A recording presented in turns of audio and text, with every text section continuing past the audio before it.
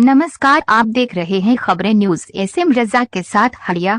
क्षेत्रीय मंत्री काशी क्षेत्र अल्पसंख्यक मोर्चा भारतीय जनता पार्टी उत्तर प्रदेश सैफुल अब्बास से चलते चलते सवाल जवाब। नमस्कार, आप देख रहे हैं खबरें न्यूज 24। आज से हमारे चैनल पे एक नया एपिसोड चल रहा है चलते चलते, जिसकी शुरुआत आज हम काशी क्षेत्र के काशी मंत्री सैफुल अब्बास से करेंगे। आज हम उनके आवास पर आए हैं और उनसे कुछ खास बातचीत किया जाएगा।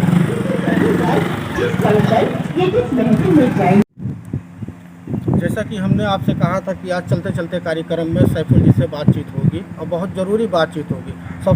सैफुल जी, आपका स्वागत है खबरें न्यूज़ पे।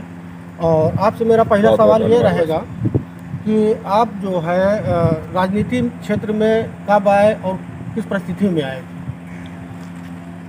देखिए, मैं सन 99 से सोशल वर्कर हूँ और मैं समाज के बीच में रह करके, समाज के साथ में कंधे से कंधा मिला करके मैं समाज सेवियों के साथ में चलता आया हूँ। और सामाजिक कार्य करते करते फिर बीच में ये भी कुछ महसूस हुआ कि किसी राजनीतिक पार्टी का सदस्य भी होना ज़रूरी है। तो एक समय ये भी आया कि मैंने राजनीतिक पार्टी का चयन किया और राजनीतिक पार्टी का चयन करके मैंने सदस्यता ली और उसके बाद मैंने संगठन का कार्य करना शुरू किया। संगठन के साथ में मिल कर के अब मैंने सोशल वर्क शुरू किया, पार्टी की सेवा शुरू की।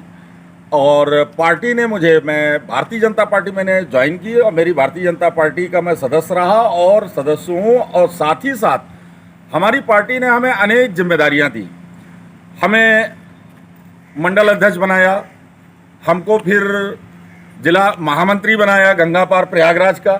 उसके साथ ही साथ जिला कार्यकारिणी का सदस्य भी मैं हूं और क्षेत्रीय मंत्री हूं। वर्तमान में पार्टी ने मुझे एक पद दिया, क्षेत्रीय मंत्री काशी क्षेत्र अल्पसंख्यक मोर्चा भारतीय जनता पार्टी के पद पे मैं हूं। और पार्टी जैसा मुझसे काम लेती रही, जो दिशा निर्देश देती है, वो हम लोग सभी लोग मिल करके करते हैं। और जो भी कार्य होते हैं सब समाज की भलाई के लिए होते हैं कि समाज का उत्थान कैसे हो और पात्रों को हक कैसे मिले, गरीबों का उत्थान कैसे हो। तो हम लोग उस पर हमेशा निरंतर, हमारी पार्टी भारतीय जनता पार्टी काम करती आ रही है और हम लोग उस पर काम करते आ रहे हैं। जैसा भी सुझाव मिलता आ रहा है वैसा करते हैं हम लोग। अभी आप भारतीय जनता पार्टी में अल्पसंख्यक मोर्चा के काशी क्षेत्र काशी मंत्री, तो आपके समझ से कि आपकी पार्टी ने अल्पसंख्यकों के लिए क्या किया है आज तक? भारतीय जनता पार्टी ने अल्पसंख्यक समाज के लिए वो काम किए हैं जो कि अन्य पार्टी नहीं कर पाई, उन्होंने सोचा तक नहीं है। अल्पसंख्यक समाज में 6 धर्म आते हैं, हिंदू, मुस्लिम, सिख, ईसाई, क्रिश्चियन, बौद्ध, जैन, पारसी।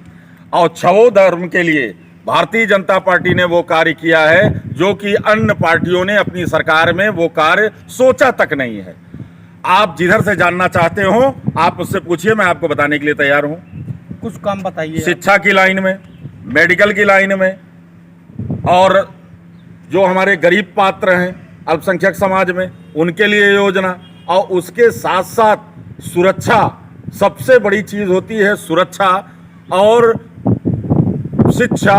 और उसके साथ साथ स्वास्थ्य विभाग में हर तरीके से जो हमारा, चाहे वो PM वाला कार्ड हो, प्रधानमंत्री जी वाला सुरक्षा, स्वास्थ्य सुरक्षा वाला, और उसके साथ साथ चाहे हमारे पात्रों के लिए अल्पसंख्यक समाज में जो योजनाएं आई, और अल्पसंख्यक समाज की बेटियों के लिए शिक्षा के लिए, शादी के लिए, और उनके बेरोजगार नौजवानों के लिए अल्पसंख्यक समाज के जो भारतीय जनता पार्टी ने सोचा वो किसी अन्य पार्टी ने अपनी सरकारों में तो नहीं किया है।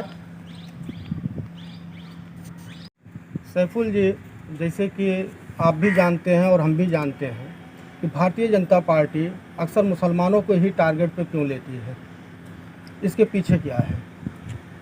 भाई साहब, आप तो विपक्ष की भाषा बोल रहे हैं।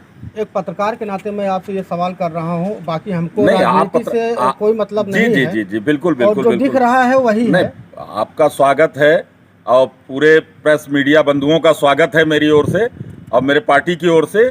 लेकिन ये ज़्यादातर विपक्ष बोलता है और मुस्लिम समाज की सुरक्षा अब मुस्लिम समाज का भविष्य, कैलिबर, कैरियर सुरक्षित, भारतीय जनता पार्टी की सरकार में मुस्लिम समाज अपने आप को सुरक्षित महसूस कर रहा है, अपने आप को काफ़ी खुशहाल महसूस कर रहा है।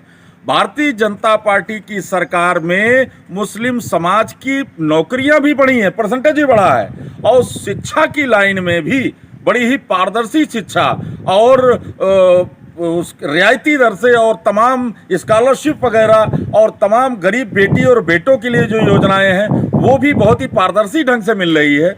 और साथ ही साथ मुस्लिम समाज काफ़ी भारत का खुशहाल है और वो भारतीय जनता पार्टी में अपने आप को बहुत ही खुशहाल महसूस कर रहा है।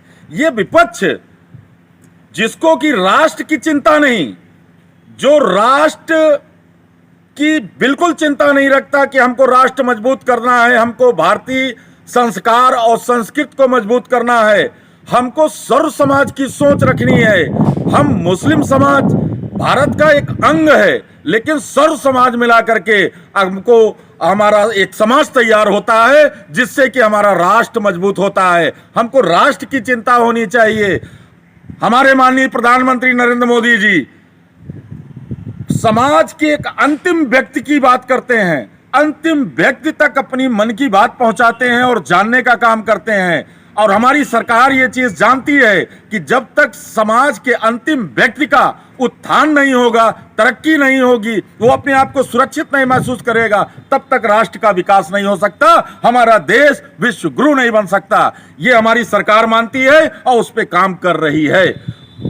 जैसे कि आपने शुरू में कहा था शिक्षा, लेकिन आज भी क्या आपको लग रहा है उत्तर प्रदेश में जो सरकारी विद्यालय हैं वहाँ पे एजुकेशन ठीक ठाक चल रही है? बेस्ट एजुकेशन, आप देखिए स्कूलों का कायाकल्प हो गया है।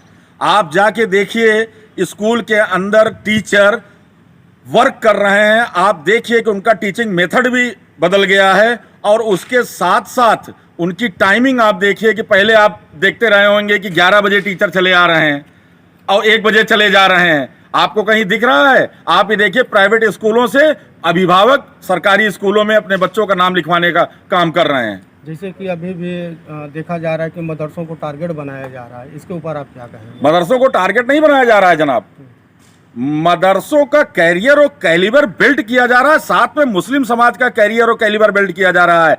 गर्व होना चाहिए कि हमारी सरकार ने मदरसों के बारे में सोचा है। सारे मदरसे रजिस्टर्ड करने के साथ साथ उनको हाई स्कूल और इंटर की मान्यता दी जा रही है कि वहाँ का प्रोडक्ट, वहाँ का स्टूडेंट निकल करके और वो कहीं पर डीएम और एसएसपी बन सकता है, वो कहीं जाकर के बॉर्डर फोर्स में भी शामिल हो सकता है, वो कहीं पर जाकर के किसी भी दायित्व पे उसकी नियुक्ति हो सकती है। पहले नहीं हुआ करती थी। आप उर्दू अरबी पढ़ करके एक आलिम हो सकते थे, लेकिन आप एक डीएम नहीं हो सकते थे। अब आप डीएम और कलेक्टर हो सकता है आपका बच्चा। जनाब धन्यवाद जानकारी के लिए। आपका कोई संदेश हो हमारे चैनल के माध्यम से आप दे सकते हैं। मैं आप लोगों का बहुत बहुत धन्यवाद, आभार व्यक्त करता हूं कि आप लोगों ने एक भारतीय जनता पार्टी के छोटे से कार्यकर्ता से आकर के बाइट लिया। इसके लिए आपको, आपकी प्रेस को बहुत बहुत धन्यवाद। और साथ ही साथ मैं भारतीय जनता पार्टी की सरकार को और अपने शीर्ष नेतृत्व को भी धन्यवाद देता हूं कि जिस तरीके से विकास की बयार केंद्र से और प्रदेश तक चल रही है, इसके लिए बहुत बहुत मैं धन्यवाद देता हूं।